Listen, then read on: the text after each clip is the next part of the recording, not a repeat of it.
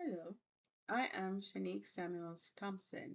Today I will be presenting on examining learning theories in practice. In this presentation, I will examine how lecture demonstration, teacher-student interactions, and assessment practices impact learning in a Title I K-12 high school in South Carolina. I will also highlight the strengths and challenges of this method and assessments and connect these practices to established learning theories. This study takes place in a high needs Title I school in the low country of South Carolina, serving approximately 850 learners. The student population is diverse, including African American, Caucasian, Hispanic learners. I teach integrated science, Earth Science and Biology 1 to grade 9 and 10 students. Instruction follows the gradual release model of the I do, we do, you do.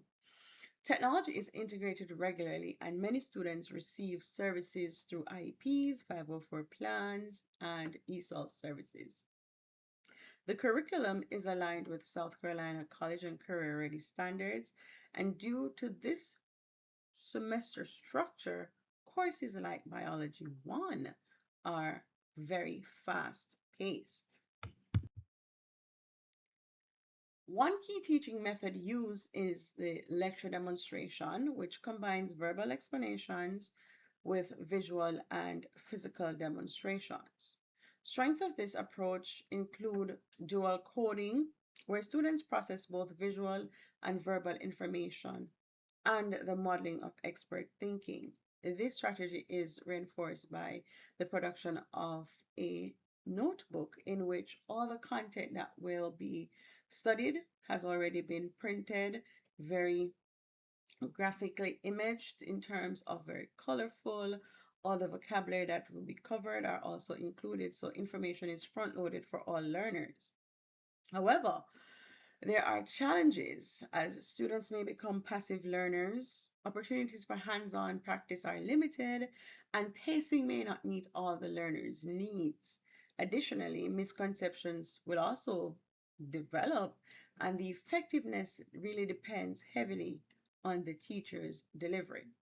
Research shows that without time to think deeply, students may not fully consolidate learning, and this is quite evident.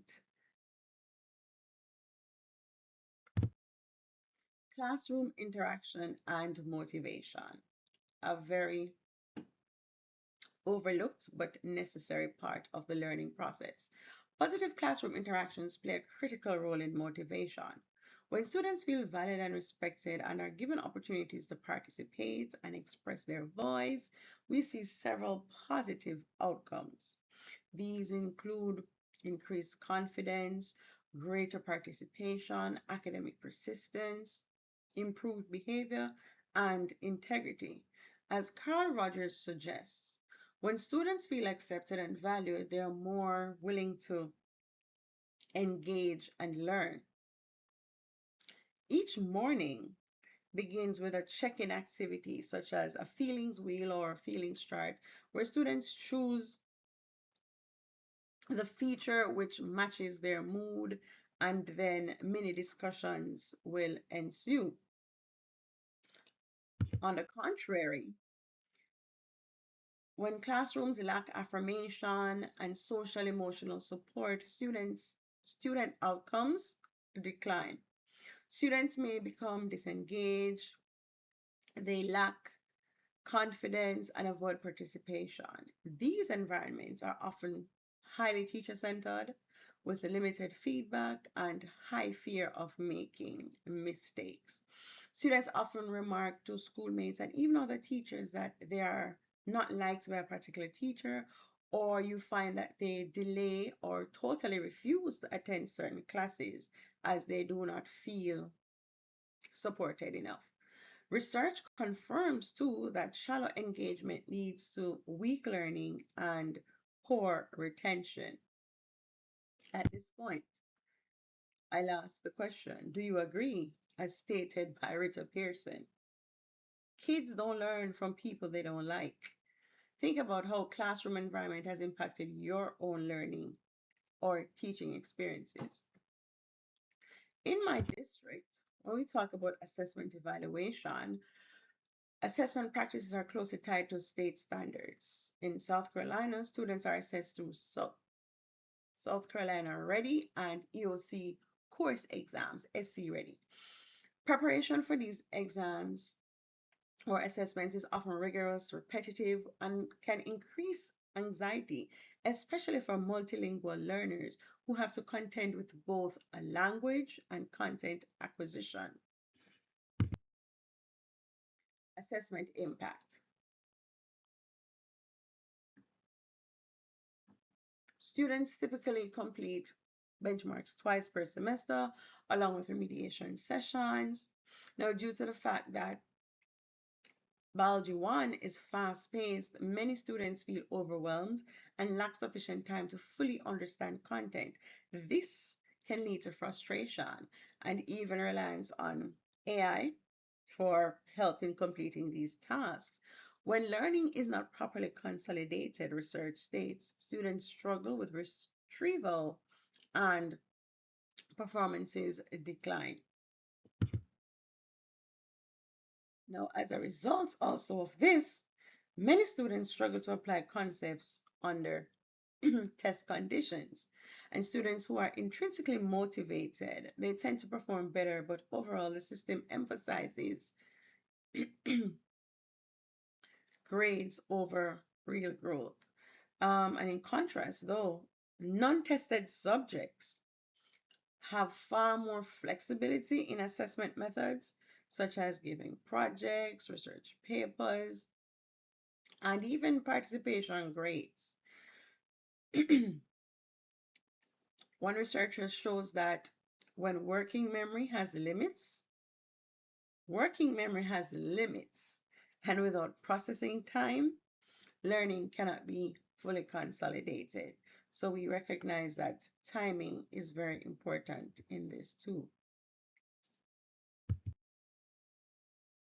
My recommendations based on what has been seen is that we move away from these high stakes testing.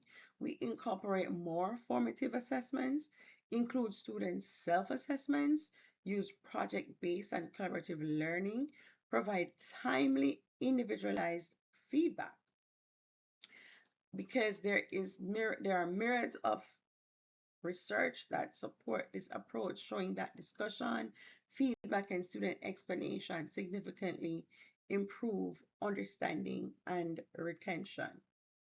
Some practical ways, some practical ways to help improve performance are through the use of exit tickets to check for understanding, peer feedback to deepen thinking, reflective journals to encourage metacognition, interactive science-based activities to connect prior knowledge, technology tools to support engagement and retrieval. These strategies help strengthen learning and promote deeper understanding. So some key points to remember. Positive classroom interactions build confidence, participation, and persistence.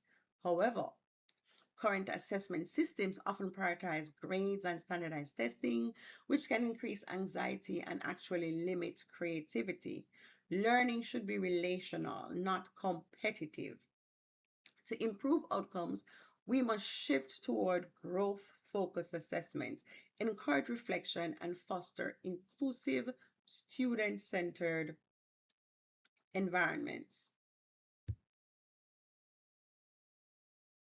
A few of the references from which information was taken.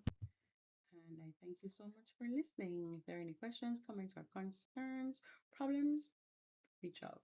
Thank you so much. Have a good afternoon.